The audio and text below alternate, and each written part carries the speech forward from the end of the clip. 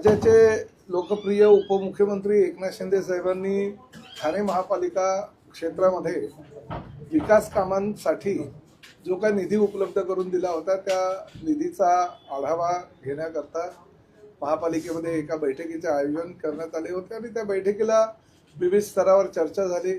ठाण्यातील ring railway प्रकल्प, ठाण्यातील पॉर्ट टॅक्सी प्रकल्प, धर्मवीर आनंद दिघे साहेबांच्या नावाने होत असलेला जिमखाना, विविध ठिकाणी होत असलेले फुटबॉल टर्फ, तरण तलाव, वाघबिळे येथे होत असलेलं शूटिंग रेंज, त्याचबरोबर आप्पासाहेब धर्माधिकारी नाट्यगृह, असे विविध प्रकल्पाचा आढावा घेण्यात आला। त्या प्रकल्पाला लवकरात लवकर चालना मिळावी आणि त्या माध्यमातून सर्वसामान्य जनतेला ती खुली व्हावी। प्रामुख्याने तरण तलाव आणि फुटबॉल टर्फ जे आहे ते दिवाळीपूर्वी लोकांना आणि प्रामुख्याने शालेय विद्यार्थ्यांना त्याचा फायदा व्हावा यासाठी त्याचं लोकार्पण लवकरात लवकर करावं असा सूचना मी आयुक्तांना दिली आणि त्या पद्धतीनं आयुक्तांनी कामं विविध अधिकाऱ्यांना वाटून दिलीत आणि लवकरात लवकर साधारणतः दिवाळीपूर्वी हे सगळे लोकार्पणाचे कार्यक्रम पूर्ण होतील अशी ग्वाही मला दिली। साहेब, सगळ्यात मोठा ऑडिटोरियम आपला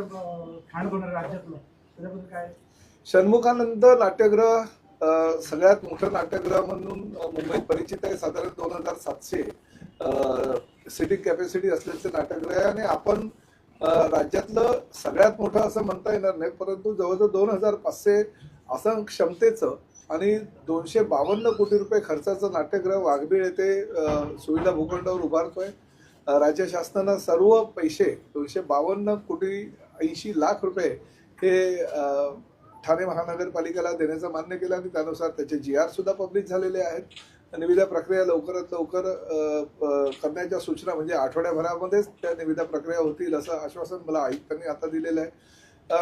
आपल्याला ही कल्पना आहे की एकनाथ शिंदे साहेबांच्या माध्यमातून हे एक स्वप्नातलं शहर बनवण्याचं त्यांचं मानस आणि विविध विकास प्रकल्प राबवण्यासाठी सातत्याने ते पुढाकार घेत असतात। भले तो ठाण्यामध्ये कोस्टल रोड असू द्या किंवा ठाणे शहरामध्ये अंतर्गत वाहतूक व्यवस्था असू द्या, रिंग रेल्वे असू द्या, हे अनेक प्रकल्प शिंदे साहेबांच्या संकल्पनेतून तयार होत आहेत आणि ओळा माजिवडा विधानसभा मतदारसंघामध्ये जास्तीत जास्त निधी सुद्धा त्यांनी मुख्यमंत्री पदी असताना दिलेले आहे। त्या निधीचा विनियोग योग्य प्रकारे करणं हे लोकप्रतिनिधी म्हणून आमचं कर्तव्य आहे। त्या माध्यमातून कामाला सुरुवात केलेली आहे। प्रामुख्यानं आजच्या बैठकीचा महत्त्वाचा उद्देश म्हणजे गायमुख परिसरामध्ये 97 टन आणि नागला बंदर परिसरामध्ये 50 टन असं 147 टन कचऱ्याचं विकेंद्रीकरण करण्याचा प्रकल्प जो आहे तो जानेवारीपर्यंत कार्यान्वित होईल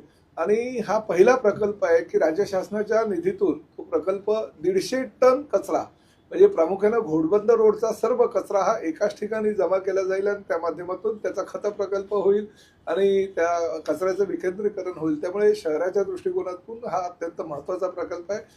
त्याचा सुद्धा चालना आम्ही दिलेली आहे आणि तो सुद्धा जानेवारीपर्यंत पूर्णतः कार्यान्वित करण्याची जबाबदारी आयुक्तांनी घेतलेली आहे। सर, राष्ट्रीय कॉमन मोबिलिटी कार्ड नोंदणी प्रक्रिया सुरू आहे कोपाडी वर्कशॉपमध्ये। तिथे सदर परिसरामध्ये शौचालय आहे, त्यामुळे स्वच्छता आणि दुर्गंधीमुळे नागरिकांना तासन एकच काउंटर सुरू असल्यामुळे तासन तास तिथे नागरिकांना उभं राहावं लागतं। नागरिकांनी मागणी काही जर नागरिकांच्या अशा तक्रारी असेल तर निश्चितपणे त्यावर कारवाई करेल।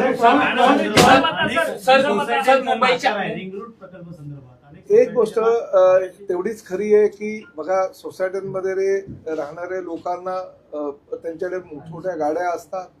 3 BHK 4 BHK मध्ये राहणाऱ्या लोकांना तशा रिंग रोडचा फार मोठ्या प्रमाणात फायदा होणार नाही, पण सर्वसामान्य गोरगरीब जनता जी गेल्या अनेक वर्षापासून झोपडीमध्ये, चाळीमध्ये, अनधिकृत इमारतीमध्ये किंवा म्हाडाच्या निवासस्थानांमध्ये जी लोक गेल्या अनेक वर्षापासून राहतात, ज्यांच्याकडे स्वतःची गाडी नाही आहे, 2 व्हीलर सुद्धा गाडी नाही आहे, रिंग रेल्वे प्रकल्पाचा मूळ उद्देशच हा आहे की सर्वसामान्य गोरगरीब जनतेला ह्या रिंग रेल्वे प्रकल्पाचा फायदा व्हावा। त्यांना रेल्वे स्टेशन असू द्या किंवा मेट्रो स्टेशन असू द्या, त्या ठिकाणी अतिशय माफक किमतीमध्ये प्रवास करता यावा, मुंबईला जाणं येणं नोकरी धंद्याच्या निमित्तानं त्यांना स्वस्तामध्ये व्हावं, हा रिंग रेल्वे प्रकल्पाचा मुख्य उद्देश आहे। आपल्याला ही कल्पना आहे की गेल्या 25 ते 30 वर्षामध्ये ठाणे शहर एवढं झपाट्यानं वाढलेलं आहे. छोटीशी लोकसंख्या असलेल्या शहराची लोकसंख्या आज 25 ते 30 लाखाच्या वर गेलेली आहे आणि अशा परिस्थितीमध्ये शहरामध्ये भविष्याचं नियोजन करणं काळाची गरज आणि त्यामुळे रेल्वे प्रकल्पाला एकनाथ शिंदे साहेबांनी, मी स्वतः आणि आमच्या सगळ्या लोकप्रतिनिधींनी पाठपुरावा करून 12,000 कोटी रुपये आपण केंद्र शासनाकडनं मंजूर करून आणलेले आहेत. त्यामुळे माझी सर्वसामान्य लोकांना विनंती आहे की काही अडचण असेल तर तुम्ही सांगा, अडचणीवर आपण मात करू आणि प्रकल्प लवकरात लवकर कसा पूर्णत्वास येईल याची काळजी घेऊ. सर, एसटी महामंडळाचा जो काही आर्थिक निधी होता 450 कोटी, याला अर्थ खात्याने ब्रेक लावलेला आहे. कुठे तर त्यामुळे नवीन जी भरती प्रक्रिया होती, इतर जे काय कामं थांबणार असं समजलं, काय सांगणार? नाही, अर्थ खात्यानं कुठल्याही निधीला ब्रेक वगैरे काही लावलेलं नाही. अर्थ खात्याच्या प्रधान सचिवांशी काल माझी चर्चा झाली. बसेस 8,300 आमच्या भविष्यामध्ये येणार आहेत. बऱ्याच बसेस आलेल्या सुद्धा आहेत. त्या रस्त्यावर जर आणायचं असेल तर ड्रायव्हर कंडक्टरची आवश्यकता आहे आणि त्यामुळे आम्ही खाजगी तत्वावर काही जे ड्रायव्हर आहे, कंडक्टर आहे, ते घेण्याची प्रक्रिया चालू केलेली आहे, निविदा प्रक्रिया राबवली आहे. त्याला मान्यता घेण्यासाठी ते प्रकरण गेलं होतं आणि त्यांनी काही प्रश्न विचारले. त्या प्रश्नांना उत्तरं आमच्या एसटी महामंडळाच्या माध्यमातून एमडीने देण्याच्या सूचना मी केलेल्या आहेत. ते सूचना केल्यानंतर सर्व काही पूर्ववत होईल. सर, मुंबईच्या धर्तीवरती ठाण्यात देखील वनस्पती उद्यान किंवा प्राणी संग्रहालय उभं राहणार आहे. कशा प्रकारचा हा प्रकल्प असणार आहे आणि काय? आम्ही लहानपणापासून जेव्हा पहिल्यांदा जर जंगल बघितलं असेल तर ते राणीच्या बागेमध्ये सर्वसामान्य विद्यार्थी दशेत असताना आम्ही ते प्राणी संग्रहालय बघितलं आणि आधीपासून माझी गेल्या अनेक वर्षापासूनची धारणा होती की ठाणं झपाट्यानं वाढत चाललंय, तर ठाण्यामध्ये सुद्धा एखादं चांगलं राणीच्या बागेच्या धर्तीवरचं प्राणी संग्रहालय असावं. कारण आजूबाजूला असलेल्या नवी मुंबई महापालिका, मीरा भाईंदर महापालिका, वसई विरार महापालिका, भिवंडी महापालिका, कल्याण डोंबिवली महापालिका, ह्या महापालिका क्षेत्रामध्ये राहणाऱ्या लोकांना ठाणं हे अतिशय सेंट्रल पडतं आणि अशा स्थितीमध्ये जर एक चांगलं अद्ययावत असं प्राणी संग्रहालय जसं हाँगकाँगला आहे, सिंगापूरला आहे, त्या धर्तीवर जर निर्माण झालं तर पर्यटनाला चालना देणाऱ्याचं एक चांगलं केंद्र हे ठाणे बनेल आणि त्या माध्यमातून मी त्याला मंजुरी आणली. 10 कोटी रुपयाचा प्राथमिक स्तरावर निधी एकनाथ शिंदे साहेबांच्या नगर विकास खात्यानं उपलब्ध करून दिला आणि उर्वरित किती निधी जरी लागला तरी तो निधीची पूर्तता राज्य शासनाच्या माध्यमातून आम्ही करू आणि एक अद्ययावत असं झू प्राणी संग्रहालय पर्यटनाच्या दृष्टीनं आणि पर्यावरणाच्या दृष्टीनं महत्त्वाचं ठरणारं असं ठाण्यामध्ये आता निर्माण होणार आहे. त्यासाठी कन्सल्टंट नेमण्याची प्रक्रिया आयुक्तांच्या माध्यमातून त्यांनी चालू केलेली आहे आणि लवकरात लवकर त्याचं आम्ही भूमिपूजन आहे. जागा असेल का? कारण नॅचरल सिटी पाहायला गेले तर जे प्राणी आहेत ते त्यांना राहण्याची जागा वन खातं आहे. नाही, हे आम्ही जो प्रकल्प राबवणार आहोत तो वन खातं आणि ठाणे महापालिकेच्या संयुक्त विद्यमाने राबवणार आहे ना. त्याच्या शेवटी कसं आहे की ठाणे महापालिका आहे. ठाणे महापालिकेला वन खात्याच्या संबंधित काही जरी कामं करायची असेल तर वन खात्याची परवानगी घ्यायची आहे. माझं आणि आयुक्तांचं असं बोलणं झालं की आपण हे प्राणी संग्रहालय जर वन खात्याच्याच लोकांना चालवायला दिलं आणि त्यांच्याच माध्यमातून त्याचं नियोजन जर केलं तर भविष्यामध्ये त्या ठिकाणी काही अनधिकृत बांधकामं होणार नाही किंवा वेगळ्या प्रकारचं काही कमर्शियल त्या परिसराला स्वरूप प्राप्त होणार नाही. त्यामुळे वन खात्याच्या माध्यमातून जर चालवलं तर ते निसर्ग सौंदर्य चांगलं ठेवतील, पर्यावरण दृष्ट्या त्याला जास्त महत्त्व देतील आणि प्राण्यांची देखभाल वगैरे करणं हे वन खात्याच्या लोकांचं काम आहे. ते योग्य प्रकारे देखभाली करतील. सर, तुम्ही एकीकडे नियोजन बद्दल कसं विषयामध्ये त्याच ठिकाणी जो टीडीआरचा मुद्दा होता तुम्ही तो घेतला होता. काल महसूल मंत्र्यांनी त्या संदर्भात आदेश दिले, जर मुद्रांक शुल्क बुडवलं असेल तर दोषींवर नाही, निश्चितपणे दोषींवर कारवाई केली पाहिजे. खरं तर मी त्या विरोधात आहे. टीडीआर जरी दिला असेल तर मी आयुक्तांना आताच विचारलं, टीडीआर देत असताना कुंपण भिंत त्यांच्याकडून घालून देणं बंधनकारक असतं आणि त्यामुळे कुंपण भिंत जर नसेल तर तुम्ही टीडीआर दिला कसा असा प्रश्न विचारल्यानंतर आयुक्तांनी 15% जागा जी आहे ती टीडीआरची 15% टीडीआर आम्ही थांबवलेला आहे. त्यांनी नियमानुसार पूर्ण कुंपण भिंत वन खात्याच्या निकषानुसार बांधून दिल्यानंतरच तो त्यांना रिलीज करणार असं सांगितलेलं आहे.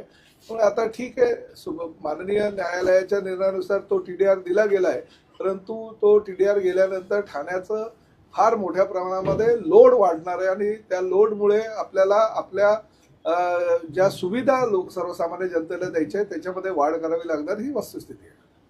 सर, टीडीआर जो देण्यात आला आहे विशेष करून आता तो घोडबंदरलाच वापरला जाण्याची शक्यता, कारण इतर ठिकाणी विकास सगळं संपलेलं आहे, म्हणजे विकास करू शकत नाही. जर हा टीडीआर घोडबंदर वापरला गेला तर काय परिस्थिती फार भयानक होऊ शकते. भयानक होणार ही वस्तुस्थिती आहे. मी माझं पत्र स्वतः आयुक्तांना गेल्या महिन्यामध्ये दिलं होतं की टीडीआर तुम्ही देत असताना घोडबंदरवर पाण्याची व्यवस्था, घनकचऱ्याची व्यवस्था, रस्ते असू द्या किंवा इतर काही सुविधा असू द्या, त्या सुविधावर प्रचंड मोठ्या प्रमाणात ताण येणार आहे आणि त्यामुळे फार मोठ्या प्रमाणामध्ये जी जुनी लोक आहेत त्यांना सुद्धा असुविधांचा सामना करावा लागणार आहे. परंतु शेवटी न्यायालयाच्या निर्णयानुसार महापालिकेला काही भूमिका घ्यावी लागली, ठीक आहे. पण आता काल महसूल मंत्र्यांनी त्याला चौकशीचे आदेश दिलेले आहेत. मी स्वागत करतो त्या चौकशीचं. शूटिंग रेंज संदर्भातले काय पावलं पुढे उचलले, कसं निधी 26 कोटी रुपये राज्य शासनानं शूटिंग रेंजसाठी मंजूर केलेले आहेत. वाघमेळला शूटिंग रेंज होत आहे आणि लवकरच एक साधारण 1 ते 1.5 महिन्यामध्ये म्हणजे निविदा प्रक्रिया ऑगस्ट महिन्यामध्ये चालू करतील आयुक्त आणि साधारणतः आम्ही 1.5 ते 2 महिन्यामध्ये कामाला सुरुवात करू आणि 2 वर्षामध्ये ती इमारत पूर्ण राहील. प्रामुख्यानं ठाणे महापालिका क्षेत्रामध्येच नव्हे तर आसपासच्या परिसरामध्ये सुद्धा अद्ययावत असं शूटिंग रेंज असावं अशी नागरिकांची गेल्या अनेक वर्षापासून मागणी होती. ती मागणी आता या निमित्तानं पूर्ण झालेली आहे. सर, ठाणेकर नागरिक अजून देखील मेट्रोच्या प्रतीक्षेत आहेत. गायमुक्त कॅडबरी जंक्शन असा पहिला टप्पा सुरू होणार होता, मात्र अजून गायमुक्त कॅडबरी जंक्शन हा टप्पा साधारण डिसेंबर ते जानेवारीच्या दरम्यान चालू करण्याचा आमचा प्रयत्न आहे. त्याच्या सुद्धा संदर्भात आम्ही बैठका घेतोय. आम्ही संबंधित सगळ्या अधिकाऱ्यांना सुद्धा तशा सूचना केलेल्या आहेत. काही अडचणींमुळे ठेकेदारांच्या कामचुकारपणांमुळे त्याला दिरंगाई झाली ही वस्तुस्थिती आहे.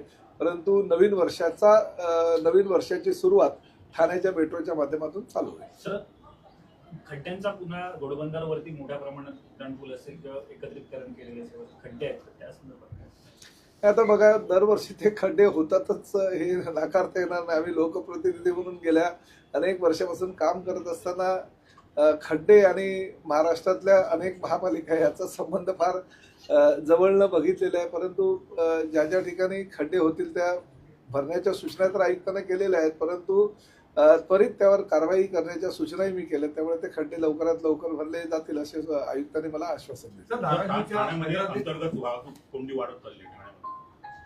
त्या वाहतूक कोंडीवर पर्याय म्हणून शिंदे साहेबांनी आताच गेल्या आठवड्यामध्ये एक भूमिपूजन केलं आणि चांगला 200 कोटी रुपयाचा तो प्रकल्प. त्यामुळे वाहतूक कोंडीला सामना भविष्यामध्ये सर्वसामान्य जनतेला करावा लागणार नाही.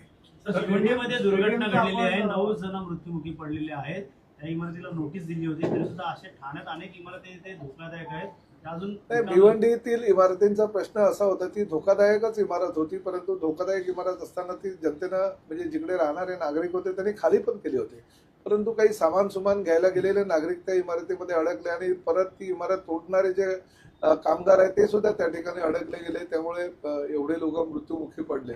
ठाण्यामध्ये सुद्धा मी आपल्या माध्यमातून आवाहन करू इच्छितो की जे काही धोकादायक इमारती असतील, ज्या अतिशय मोडकळीस आलेल्या आहेत, त्या इमारती जनतेने खाली कराव्या, जेणेकरून भविष्यामध्ये भिवंडी सारखी दुर्घटना ठाण्यात परत होणार नाही याची दक्षता घेणं गरजेचं आहे. सर, अमित शहा येत आहेत पुण्या दौऱ्यावर आणि संजय राऊतांनी टीका केलेली आहे. बुद्धीची कीव येते असं त्यांनी म्हटलंय. बुद्धीची कीव येते त्यांच्यावर. संजय राऊतांच्या बुद्धीची मला कीव येते. अमित शहा ह्या देशाचे 2 क्रमांकाचे नेते आहेत. अतिशय चांगल्या प्रकारे त्यांनी देशाचं प्रतिनिधित्व केलेलं आहे. अनेक निवडणुका त्यांनी अनेक राज्यातल्या निवडून आणून दाखवलेल्या आहे. एनडीएच्या सरकारमध्ये कार्यक्षम मंत्री म्हणून त्याची प्रचिती आहे. त्यांची संजय राऊतांना कीव येण्याचं कारण नाही, उलट आम्हाला संजय राऊतांची कीव येते.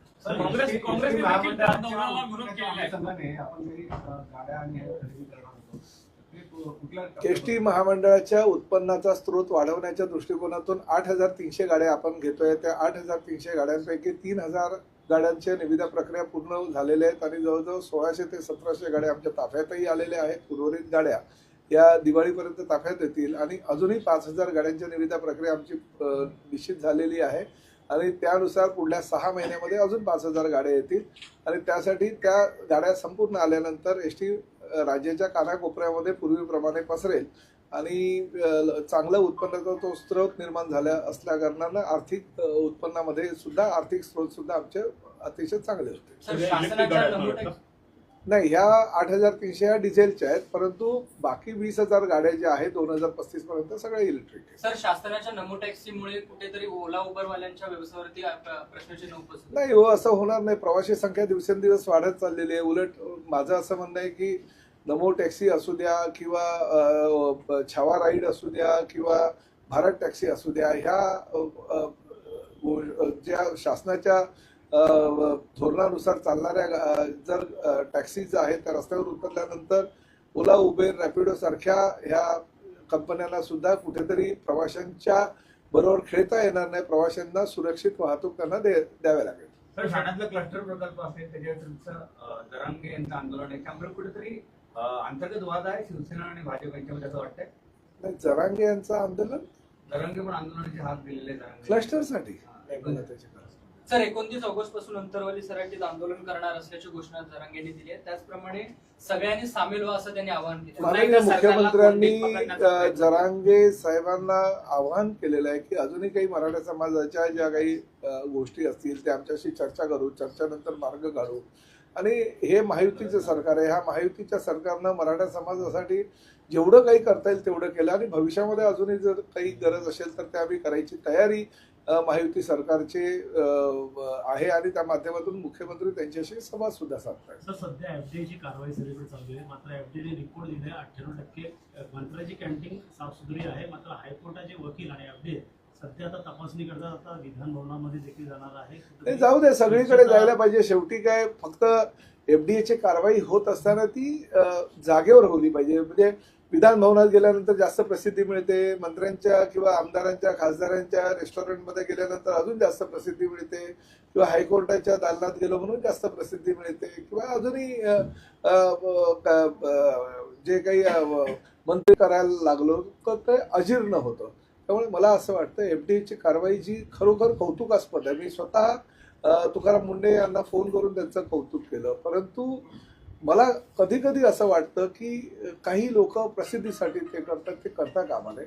आपलं कार्य आहे, आपले जे कर्तव्य आहे ते कर्तव्याशी त्यांनी बांधील राहून ज्या खरोखर लोकांच्या गरजा आहेत त्या लोकांच्या गरजा त्यांनी पूर्ण केल्या पाहिजे. आणि मी मनापासून तुकाराम मुंडे आणि त्यांच्या टीमचं सगळ्या सहकाऱ्यांचं कौतुक करतो की खरोखर चांगल्या प्रकारच्या एफडीआयच्या माध्यमातून कारवाई चालू आहे, त्यावर त्यांनी लक्ष केंद्रित केलं पाहिजे. प्रसिद्धीच्या मोहामध्ये त्यांनी पडलं नाही पाहिजे. सर, नताशा वाड यांनी एक ट्विट केलेलं आहे एक्सवर की जेव्हा जेव्हा हे पक्ष राजकीय नेत्यांचे पक्ष बदल होते तेव्हा तेव्हा मोठी काहीतरी घटना घडते. हल्लीच बातम्या येत होत्या की शरद पवार पार्टी राष्ट्रवादीची ही मर्ज होणार आहे, तर कसं बघताय ट्विट? नताशा आव्हाड एवढी मोठी झाली ते मला आज कळलं.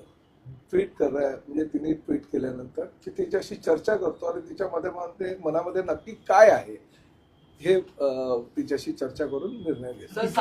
जिथं आहात तिथंच राहावं असं नताशा असं कोणाला तिने सांगितलंय तेच मला कळलं ना, म्हणून तिच्याशी आधी चर्चा करतो.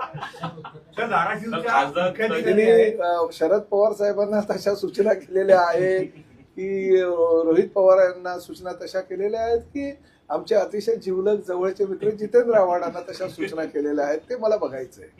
सर, सांगली ईश्वरपूर नगराध्यक्ष आनंदराव मलंगुडे यांच्यावरील अपहरणाची कारवाई आता कुठेतरी मला त्याचे काय सर, धाराशिवच्या मुख्याधिकारी या डाके नावाच्या त्यांना संरक्षण हवं आहे नगरसेवकांपासून असं पत्र त्यांनी काय सांगितलं? ते मला जी माहिती आहे ते तुमच्याच माध्यमातून मिळाली आणि आमच्या त्या रितू खोकर म्हणून धाराशिवच्या ज्या पोलीस अधीक्षक आहेत त्यांना संरक्षण द्यावं अशी सूचना सुद्धा केलेली आहे. त्यामुळे जर कुठल्या अधिकाऱ्यांना कुणापासून जर धोका असेल तर निश्चितपणे त्यांना संरक्षण दिलं पाहिजे. तर सध्या मीरा रोडच्या आदिवासीच्या जमिनीचं प्रकरण होतं, त्यावरती तहसीलदारवरती कारवाई झाली नाहीये दोषींवरती, आणि त्या संदर्भात निश्चितपणे आता SIR ची जी मोहीम चालू आहे त्यामुळे काही अडचणी महसूल खात्याच्या अधिकाऱ्यांना आहे, पण लवकरच 8-10 दिवसात त्यावर कारवाई होईल. कारण जे दोषी आहे त्या दोषी अधिकाऱ्यांना कुठल्याही परिस्थितीमध्ये महसूल मंत्री पाठीशी घालणार नाही, त्यांना शिक्षाही होणारच.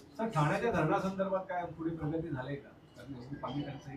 नाही आहे. धरणाच्या संदर्भात आपण खूप चांगली भूमिका आहे ती महायुती सरकारच्या माध्यमातून घेतोय आणि लवकरात लवकर अतिशय चांगली गुड न्यूज ठाणेकरांना एकनाथ शिंदे साहेबांच्या माध्यमातून मिळेल.